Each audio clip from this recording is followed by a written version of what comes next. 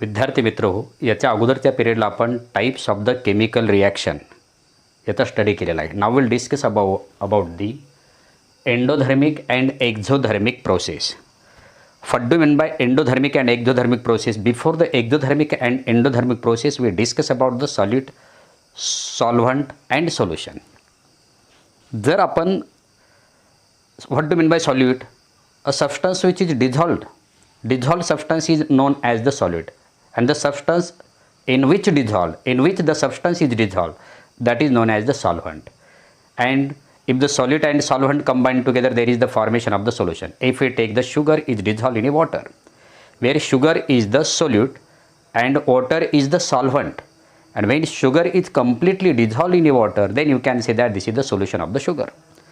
That means temperature of any solution depends upon the temperature of the solvent. सगळ्यात महत्त्वाचा हा मुद्दा आहे की आपला कोणत्याही सोल्युशनचं टेम्परेचर जर फाइंड करायचं असेल तर त्या टेम्परेचरचं त्या सोल्युशनचं जे टेम्परेचर आहे, कोणत्याही सोल्युशनचं आपला टेम्परेचर फाइंड करायचं असेल तर त्या सोल्युशनचं टेम्परेचर हे त्यामध्ये असणाऱ्या सॉल्व्हंटच्या टेम्परेचरवर डिपेंड असते. ही सगळ्यात कन्सेप्ट महत्त्वाची कशामध्ये? एक्झोधर्मिक आणि एंडोधर्मिक.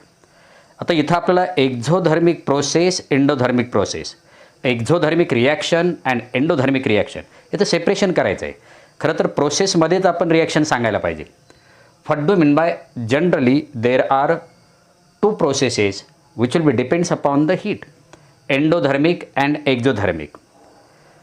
The process in which the heat is absorbed, that type of the process is known as the endothermic process, and the process in which the heat is evolved, that type of the process is known as the exothermic process. आपण पाहणार इथे.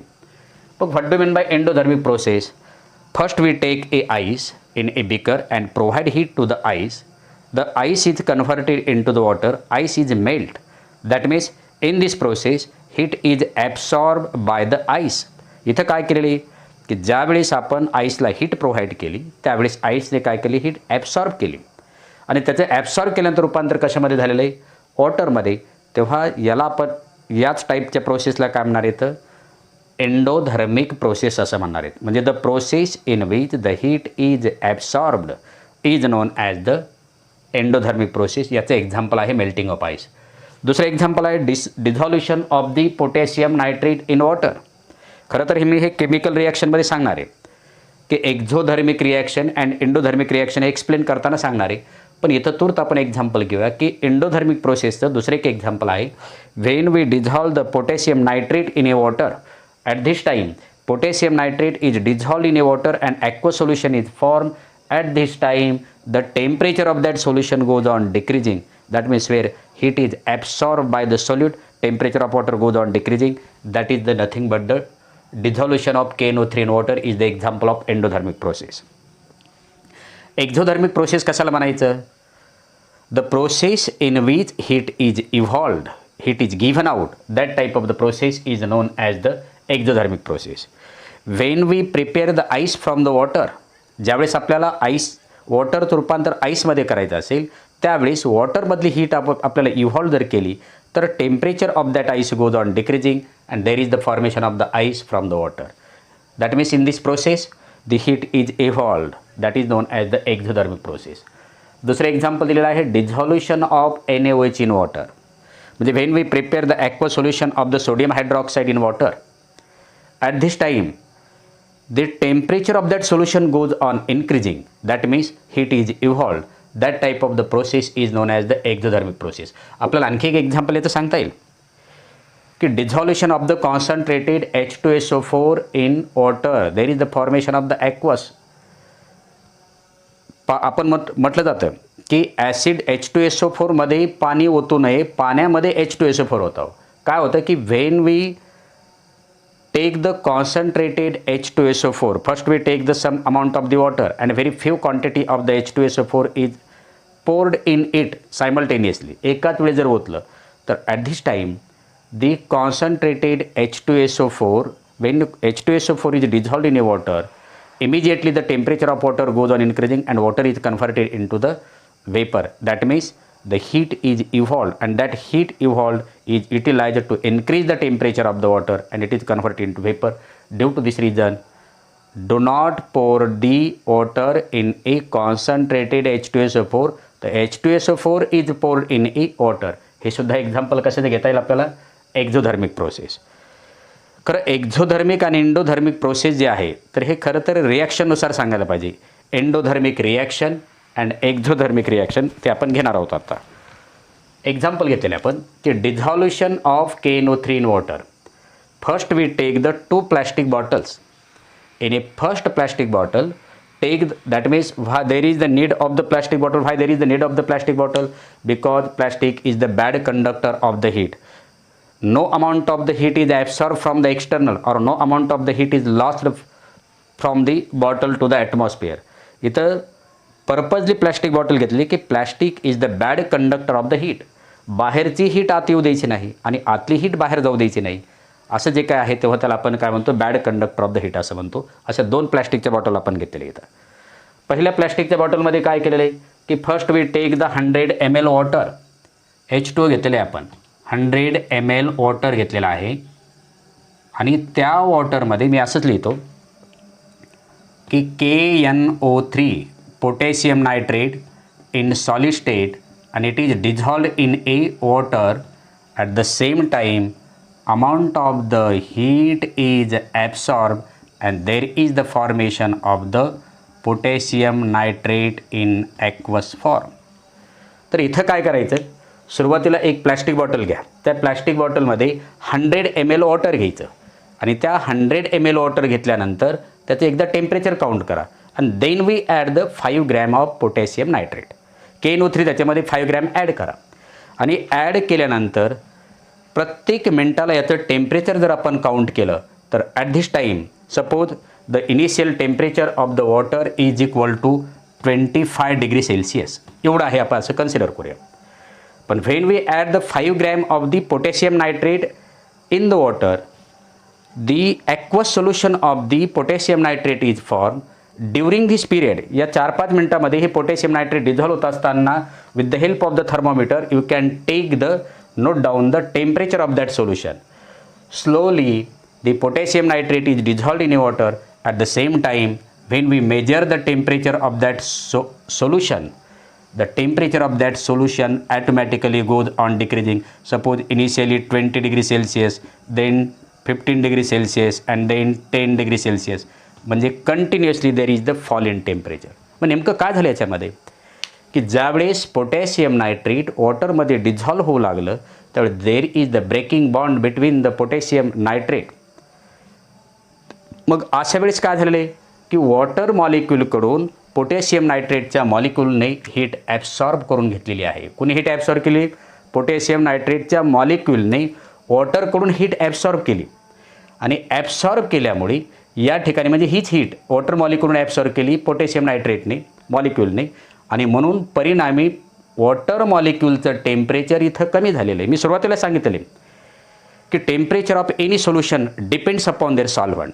मग जर water मॉलिक्यूलकडून potassium नायट्रेटच्या मॉलिक्यूलने heat absorb करून घेतली तर वॉटर मॉलिक्यूलचं यामध्ये टेम्परेचर कमी होऊ लागलं आणि टेम्परेचर कमी झाल्यामुळे म्हणजे heat absorbed by the molecule of the potassium nitrate from the molecule of the water. Due to this reason, temperature of that solution goes on decreasing. That means you can say that heat is absorbed by the potassium nitrate molecule from the water molecule. आणि मी सांगितले की कोणत्याही सोल्युशनचं temperature हे त्यामध्ये असणाऱ्या सॉल्व्हंटच्या temperature depend असतं.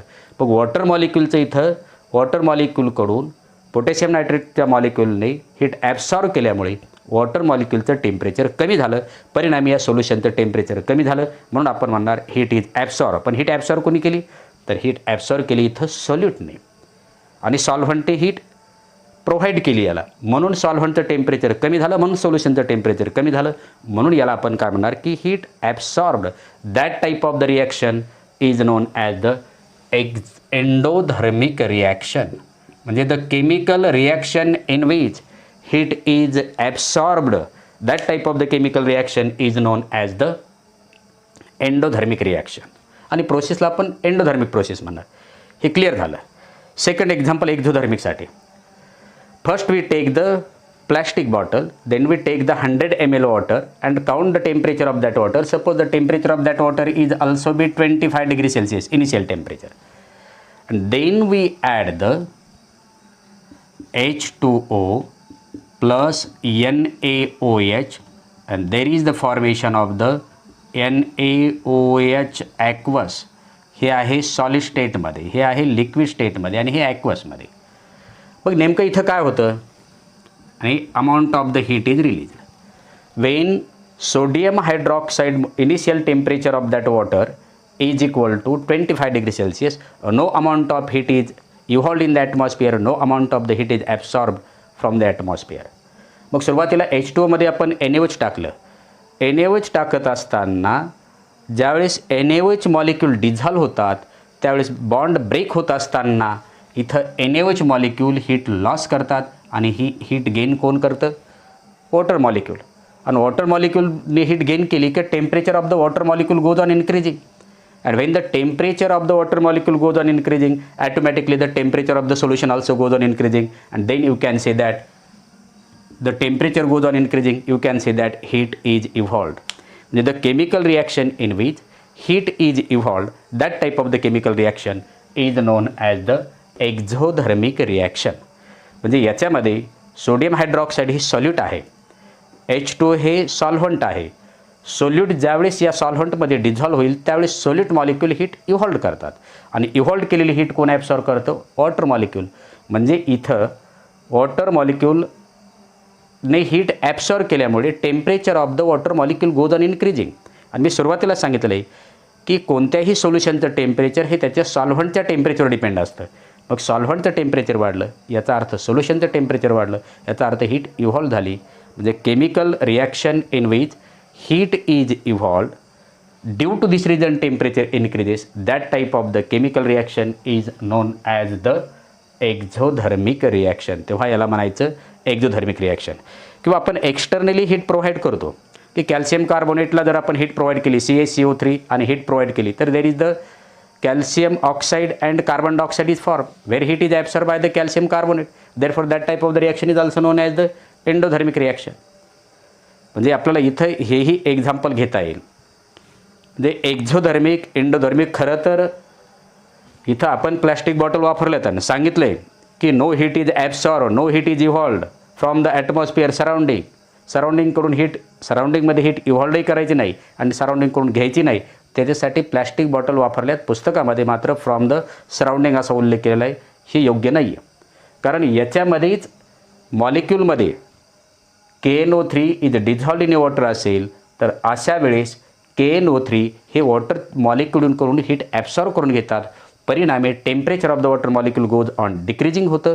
अशा वेळेस heat absorb by the solute from the solvent, that type of the reaction is known as the endothermic reaction. म्हणजे एंडोधर्मिक रिॲक्शनमध्ये सोल्यूट हीट ॲब्सॉर्ब करतो आणि एक्झोधर्मिकमध्ये सोल्यूट हीट इव्हॉल्व करतो. परिणामी टेम्परेचर वाढतं. ह्या दोन गोष्टी सगळ्यात महत्त्वाच्या आहेत त्याच्यामध्ये. म्हणजे हे समजलेलं असेल तर पहा, एक्झोधर्मिक आणि एंडोधर्मिक या रिॲक्शनवरून खूप क्लिअर होतं. इथं ॲटमॉस्फिअरकडून हीट घेतली, पुस्तकामध्ये दिलेलं आहे. सराउंडिंगकडून हीट घेतली जाते, सराउंडिंगमध्ये सोडली जाते, नव्हे इंटरनली. त्याच्यासाठी तर आपण प्लॅस्टिक बॉटल वापरलेली की हीट इव्हॉल्व होऊ द्यायची नाही आणि ॲब्सॉर्बही करायची नाही. जे काय असेल ते इंटरनली. म्हणून शेवटी एक्झोधर्मिक आणि एंडोधर्मिक रिॲक्शन ही कशावर अवलंबून आहे तर सोल्यूट हीट ॲब्सॉर्ब करतो की इव्हॉल्व करतो किंवा सॉल्व्हंट हीट ॲब्सॉर्ब करतो की इव्हॉल्व करतो त्याच्यावर डिपेंड आहे. एकच कोणतंही लक्षात ठेवा, जर तुम्ही असं कन्सिडर केलं की solute heat absorb from the solvent, temperature of the solution goes on decreasing, that is nothing but the endothermic process. इथं सोल्यूट हीट काय करतो? इव्हॉल्व करतो. म्हणून याला म्हणायचं एक्झोधर्मिक प्रोसेस. या दोन गोष्टी क्लिअर झाल्यात, एक्झोधर्मिक reaction and endothermic reaction. Process आणि रिॲक्शन सेम कन्सिडर करा.